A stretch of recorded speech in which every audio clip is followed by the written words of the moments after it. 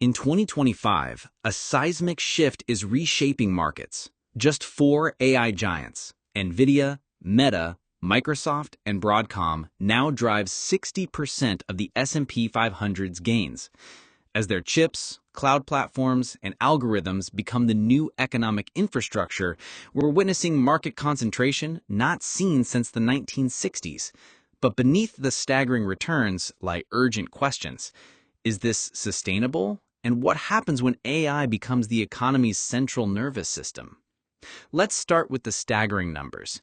NVIDIA alone accounts for 26% of the S&P's 2025 gains, a dominance unmatched since Apple's iPhone heyday. Combined with Meta, Microsoft, and Broadcom, these four firms contribute 6 percentage points to the index's 10% year-to-date rise. Notice how the rest of the S&P 500, 493 companies, is dwarfed by just these four. This isn't just growth, it's gravitational collapse, where AI stars pull entire markets into their orbit. Now follow the money beyond stocks. AI spending is adding 0.5 percentage points to GDP growth.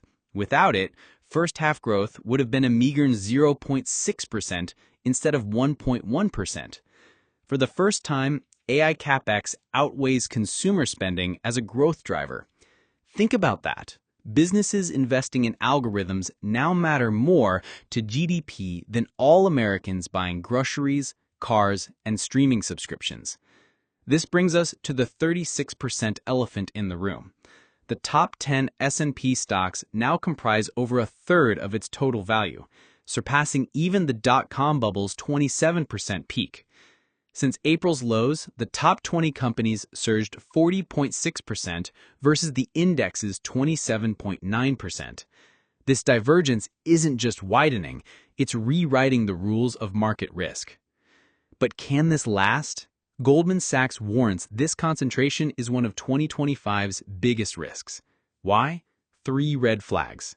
First, 83% of companies are beating estimates, a pace that's mathematically unsustainable. Second, tech giants are morphing from capital-light disruptors to AI infrastructure landlords, demanding massive ongoing investments. And third, and most critically, the Magnificent Seven are already underperforming the broader market this year. The brutal math.